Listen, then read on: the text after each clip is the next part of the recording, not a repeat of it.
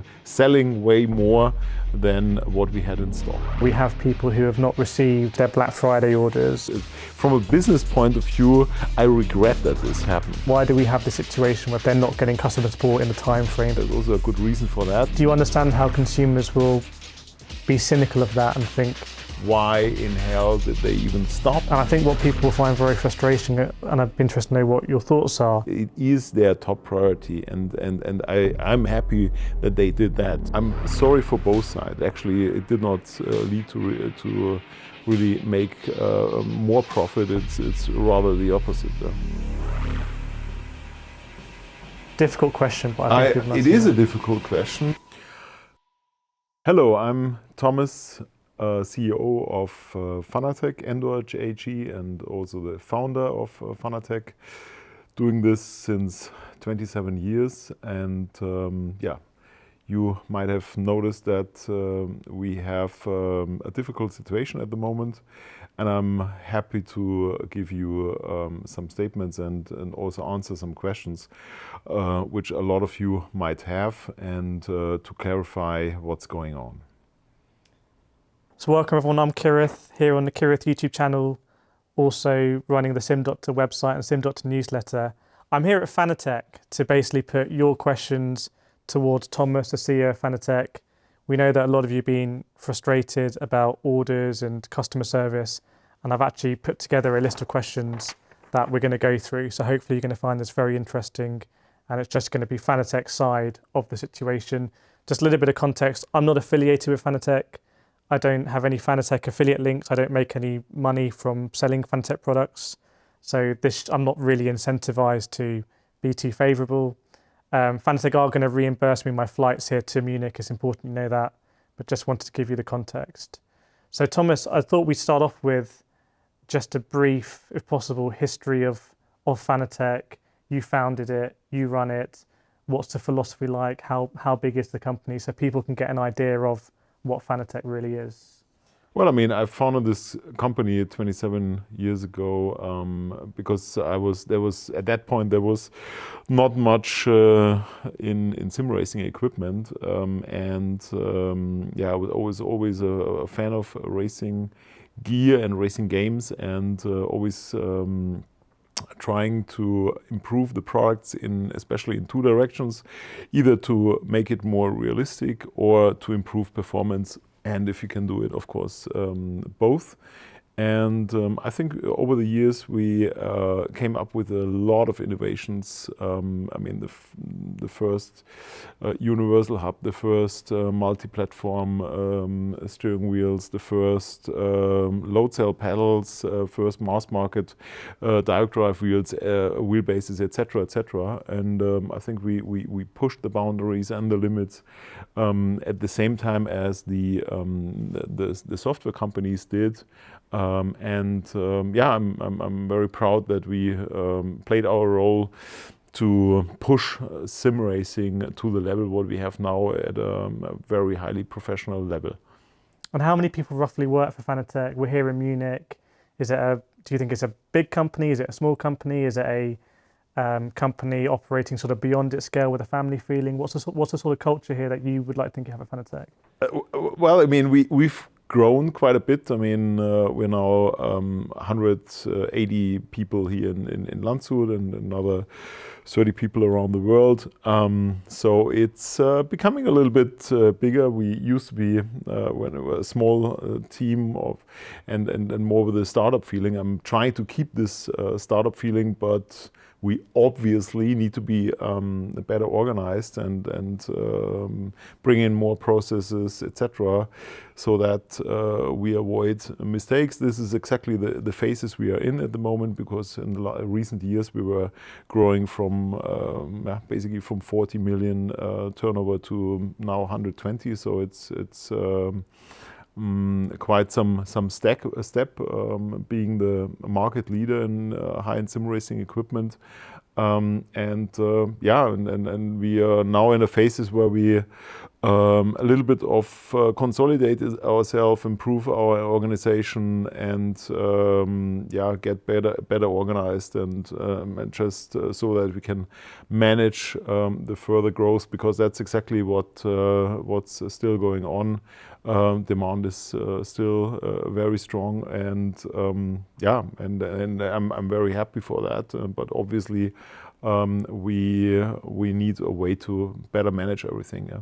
Yeah, that's very interesting, and it might provide some context. I think there's no doubt that Fanatec has been a star of sim racing and really helped to grow the sim racing ecosystem.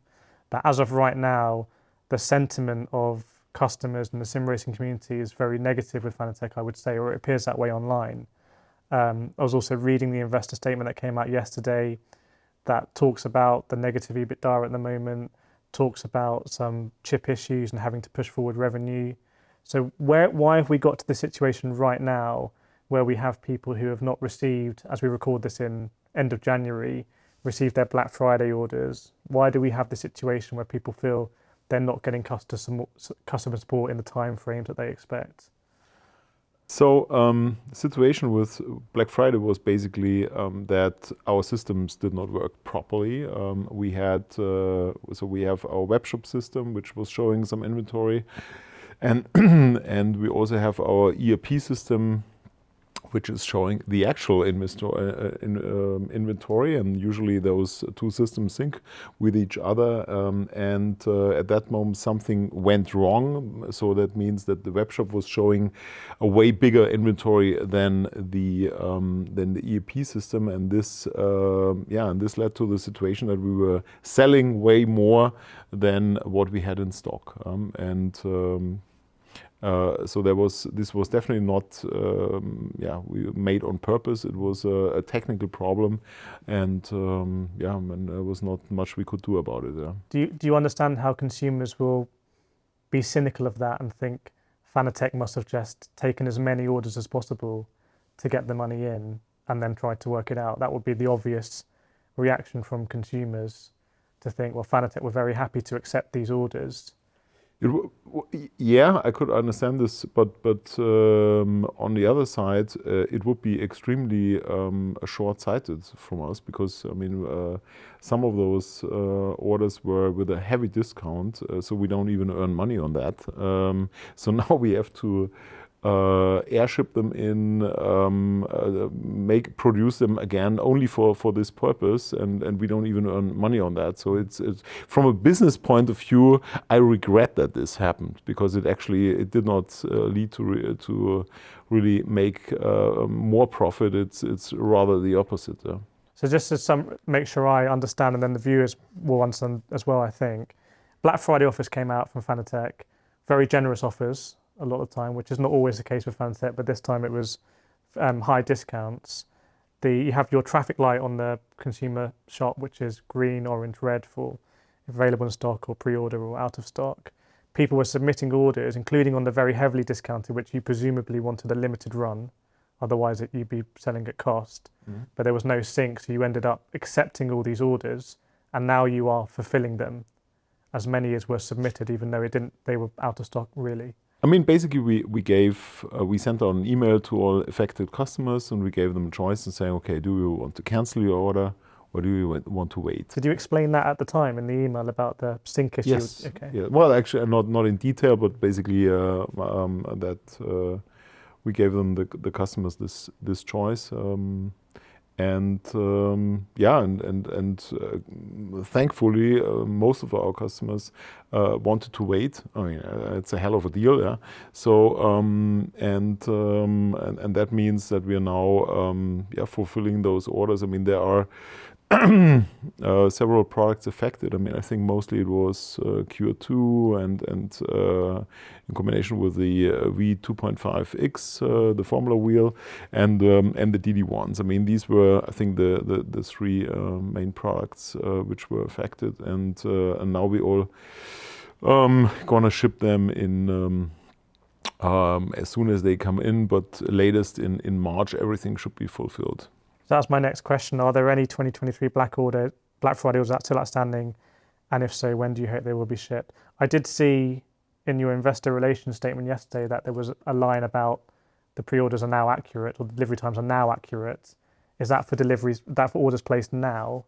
Yes, I mean, obviously, if new customer comes in and sees that there's this these news in the community, etc. Some of them might have concerns if we can deliver or deliver in time. So rest assured, if you're placing an order right now, the dates which are mentioned in our shop are absolutely realistic, and we're gonna fulfill them in time. So now all these technical issues are solved, and we are back on track and deliver on the time which is mentioned in the shop. Okay, so it sounds like the story of Fanatec is there was a syncing issue around Black Friday. Too many orders came in, wasn't synced up with the actual order book. That's now being cleared, and now the website now is accurate if people want to place an order now. It was actually a little bit more than that. I just remember that another issue was that we changed a logistic partner in Europe, and that happened a little bit before Black Friday. And then it came with we had problems because some orders to the UK, we had some technical issues with custom clearance, and a big shipment got lost and whatever. I mean, a lot of different things came. It was not just unfortunately, it was not just the syncing issues, but also some issues related to the switch to the new logistic partner. But all those have been fixed as well. I mean, it was just a very rough start with them. Yeah. Okay, well, let's move on from Black Friday then onto the ClubSport DD Plus. This is the product that is on paper very competitive, but I don't think there's anything that competes with it in terms of being a PlayStation licensed direct drive system at that Newton meter. So why have those orders not shipped?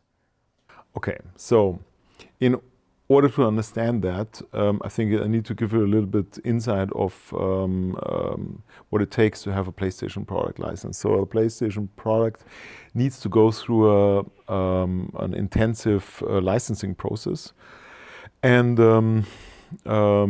this process takes time. So we did have the license, we have the contract in place, we did have the written permission also from Sony to sell it, all good. The only thing is that technical approval was not done yet. So that means they check that the product is compliant with their system. Yeah? Check every button, everything, make intensive testing. And unfortunately, to this date, we don't have the technical approval yet. And as soon as we have them, because the products are in stock, we could ship them, but we don't want to, of course, we need to follow the rules here. And as soon as we get their technical approval, which can happen any day, then we're going to ship them out. So another thing is some people might have think, so why in hell did they even start the pre-orders of the CSDD Plus and not wait until we have the approval? Well, there's also a good reason for that. We just launched before the ClubSport DD, and the ClubSport DD Plus is, in our opinion, so close to each other that I think it would have been unfair for the customers not to give them the choice and not to tell them what's going on and offer them both at the same time, because we had that in the past, that we introduced a product, then a few weeks later we introduced a similar product, and then everybody was upset because people said, well, I would have waited. Yeah. Seeing the popularity of the DD Plus, which actually is quite surprising, that the higher price product is also selling much better, gives us actually makes this decision, gives us proof that this was the right decision, because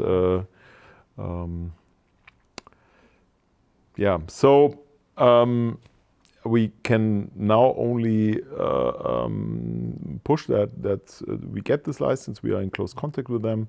We know that we are on the top of the ladder. We know that there is Sony is focused on this, and they are pushing it. It just takes a little while to get through this process, but we are very confident that within February we get everything done, and then we're gonna ship them right away. I think. So as I said, I'm not a Fanatec affiliate. I don't have any links to promote Fanatec products.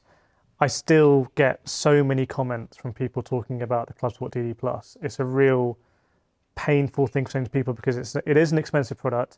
People have ordered entire rigs and ecosystems around this product. And I think what people will find very frustrating, and I'd be interested to know what your thoughts are, is they may say, well, why not delay the ClubSport DD to when you know that the DD Plus is fully approved, rather than bring the DD Plus forward on the pre-order. They may also say, I think the QR2 was heavily discounted pretty soon after launch. That's an example where people purchased it and then soon after it was discounted. And also they will see Fanatec branding in Gran Turismo at the Gran Turismo World Series and think, Fanatec must be so close to Sony. How can this not be approved when it looks to be such a close? That's why it looked like such a sure bet and such an attractive product for people to pre-order. And so that's why the frustration is so severe. Well, we share those feelings. Yeah? I mean, it's also for us. It's difficult. I mean, we are every day waiting, and of course this is also something we cannot influence. I mean, a Japanese company, they are super strict with their processes and also with their communication, and there's not anything we can do. It's not that we can go over them and say, hey buddy, make it faster. It's not how it works. Yeah. So we have to be patient. Yeah. We have to just wait until it's done, but it's gonna be done. I know that it is their top priority, and I'm happy that they did that. So this is the best we can get. That we are in top of the line, and it takes whatever it takes. And then and delaying the ClubSport DD on purpose, well, it would have not made any benefit as well, because a lot of people are now happy to enjoy their ClubSport DD already. Yeah, but hopefully, maybe in best case, when your video comes out, this might be already history. But at least I'm really thinking that this should be a matter of days and weeks and not months. Yeah. Okay, good to get to insight on the DD Plus, because I know so many people really care about that. You mentioned there are things outside of your control. I think the next question I would think is in your control, and it does contribute to the frustration I've seen, which is when people are making an order on Fanatec and they're receiving part of the order because you're shipping in separate boxes, but they're not getting one part, which means they can't actually use really the entirety of their order. So what is the reason for shipping in separate boxes? And do you understand that can result in situations where people place an order and they want all of it and they receive part of it and they're waiting? I think there's a separate question here, by the way, about warranty. Where some people are saying that warranties are starting to run when part of their order ships, but they haven't actually received the product. I'm just more interested to know about the separate boxes. So the reason for that is basically, I mean, first of all, we were the first ones introducing an ecosystem to the market. So before us, you could only buy a racing wheel and a total box, yeah? Wheelbase, pedals, shifters, everything in one box, that's it. And we thought, okay, it would be much cooler if we can give people a choice, so they can choose among all those various components, and in different price levels, CSL, ClubSport Podium, etc. And this means this possibility of free combinations means that we of course ship all our products in a modular way, or pack them first of all. So and the second thing was, by the time we negotiated our existing contracts, we had the best deal in shipping those boxes separately for whatever reason. But this is being evaluated now, because I also see that packages are getting lost, or will not be dispatched at the same time, things like that. So we are currently evaluating so storing those products separately, but when we ship them, put them in a box together. And so this is ongoing. This is probably one of the changes we're going to do in 24. Okay, I think a lot of people will be interested to hear about that because it seems to be a frustration. Yeah. Let's move on to support ticket response times. I saw in your investor statement yesterday, there was a statement about working with an external partner in the near future. I think just to set the scene, a lot of people watching are going to know this, and I suspect there's something happening where people resubmit a query, it gets deprioritized, but people are submitting queries to Fanatec about customer support and are not hearing back within what they think is an acceptable time frame. So people seem to be waiting months. I mean, I'm sorry for both sides. I mean, I'm sorry for all the customers who are waiting, painfully waiting, but I'm also a little bit sorry for our customer service at the moment, because the real reason was the problem with the systems or the logistics, etc., which was really not their fault. The problem now is that our customer service department is confronted with thousands of emails which needs to be answered, and this was totally overwhelming them. So we obviously used every resource we can. Actually, even some people from R&D, from logistics, from production, from other departments, they're all working now on emails. We put in, we got in external ones, so just to handle that. But we are talking about 10,000s of emails. And if somebody is getting no response, they are sending more emails and more emails. More things are just getting worse. Well, I mean, this is a very unfortunate situation, and we definitely want to have it exactly in the opposite way. So also our aim is, and our goal is, to get from a rather negative experience at the moment to exactly the opposite. And one step would be that we're going to have an external partner. This external partner, they have about 10,000 people working for them. And we can recruit, among this group, we can recruit whatever we need. We can scale them up and down. We can, for example, also for Black Friday, we know that we need much more, then we can ramp it up. We can then offer 24/7 support, multilingual support. And my idea is that if the systems are allowing it at the moment, that's also a little bit of a problem. But in future, we're going to have also the possibility of chat, and so that you get an instant response. So our target for this year, and I can't give you a time frame. If it will certainly take quite a while to set that up. But really, our target is to provide the best service in sim racing, and with a response time for a maximum of 24 hours, or actually my aim would be instant response, 24 hours, multilingual support. So this is what we are now trying to achieve. Just further on that, you've been at Fanatec since the beginning because you founded it, you've run Fanatec. You spoke earlier about sort of a bit of a family ethos here. Is that partly why it's taken a while to spin up this customer service? Because that to me sounds like a big organization having an outsourced customer service team. Is that something why it's taken a while to do? How are you going to control the quality of that? How do you feel about running Fanatec with a big outsourced customer service team when you have this sort of family feel? Well, I mean, it depends. So we're going to have, you cannot outsource everything. I mean, there will be several levels of supports, and for difficult technical support issues, we're still going to make it in-house. But for example, questions, where is my order? I mean, that's something maybe even AI can do in future. This is probably something you don't even need a person doing this. Yeah. So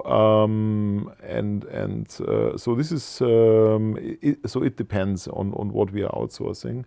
I'm happy if we would have an internal team specializing on training people, and actually it doesn't make any difference for me if our support agents are sitting in house or sitting anywhere around the world, because this is also has advantages, because if they are sitting here in house, 24/7 support is almost impossible. Nobody wants to work at night.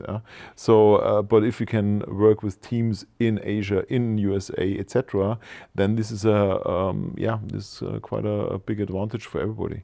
Okay, well, it sounds impressive. So hopefully people will see that that's being addressed. Another question here, and you've given us some insight about the ClubSport DD Plus and why it was available for pre-order then in conjunction with the DD. But knowing what's happened and the fact that people have paid a lot of money for this and they still haven't received it, is there anything you would have done differently for the launch of the ClubSport DD Plus? Difficult question, but it is a difficult question, and to be honest, although it is unfortunate now that we can still not deliver it, I would not see that we can would have done anything different. Would you accept the pre-orders but not take the money until fulfillment? That's technically not possible with our current web shop. That's I think actually it is possible, but only in Germany. Otherwise we could have just put it in the shop or announced it, but then it really doesn't help you, because you're not in line. I mean, now the people who are now ordered, they basically secured their space when they will get it, because we cannot. Well, now there's enough time that everything came in, but also pre-order also means that as soon as you place your order, of course, you are first in line, because we ship first in, first out. So there's in this case, there's not much we could have done, because it was. But do you think you would change? Do you see any benefit in changing your messaging to maybe make it clearer that this will not actually ship until our partner approves it? Like the design and everything has been approved, but until that final approval comes, at that moment it will ship. Because I'm not sure that's super clear. It wasn't super clear at the time. People definitely didn't understand that this was going to be waiting on that final approval, I think. I mean, that's correct. But we also gave a little pre-order date. I mean, we gave the date we gave. We were super confident that we get it. I mean, we already built in several buffers. Well, actually, maybe this is something I would change. Add more buffer. That is something I would change. And mentioning why something ships later, I don't know. I mean, it could be anything. Yeah, it could be this time it's a license. And the next time it's the Suez Canal is blocked or whatever. I don't know if people really care. What people really care is, you give me a date. I wanna be sure I have it on that date. Yeah, and now as you mentioned it, if you ever run in a situation like that, I would be very cautious giving the date too early. So this is true. So I've got two more questions here, and anything else you want to say? Is there anything, Thomas, you would like to say for customers of Fanatec who are unhappy, and also specifically for customers who have cancelled orders and gone elsewhere? Well, I mean, first of all, thank you for giving me the opportunity to say something, because I think it's really important that our customers understand that this is not just for them, but also for us, a very unfortunate situation. We are working above the limits. I mean, everybody is here in the company, especially in customer support, is exhausted. We are trying very hard, fighting very hard that we keep up and make our customers happy. And yes, we do feel sorry what happened. I mean, I really would like to apologize to everybody who's being affected by that. And we take things serious, and we also take accountability for that. I mean, I hope that this video helps to understand the background a little bit and give you a little bit more confidence. I'm happy for everyone who is patient and stays. We have a lot of customers which are happy Fanatec customers since many years, and I think this is really the heart and soul of our company, and I'm super happy if they continue to stay with us. For any other who left us, I don't know if they even are gonna watch the video. I can just say I would be happy to welcome them back anytime. But I think now it's time for us to focus on changing things. And first we need to deliver. We need to ship all the open orders. We need to get our organization really done. And so this basically never happens again. We are working very hard also on a new website, on new systems. A lot of organizational improvements that mistakes like that will not happen again. And we're gonna make people happy again, just like we did in all the years before. Yeah. Okay, well there we go. We'll say a big thank you, Thomas, for your time here and speaking directly to the sim racing community, because such a passionate community and a community that Fanatec have done a lot, to build up and support, and it's a rocky time now. So I think people will appreciate you giving your side and that insight. And just to confirm, I put together some questions. Fanatec didn't remove any of them, so I was able to ask exactly what I wanted to ask. If you have any questions that you want to put or comments, definitely put them under this video. Maybe Fanatec will see them. But I really hope that this has been helpful, and if anyone's got any outstanding orders or outstanding customer support tickets, hopefully they'll be dealt with soon. Yeah, well, and again, thank you. Cool. And thank you. No worries.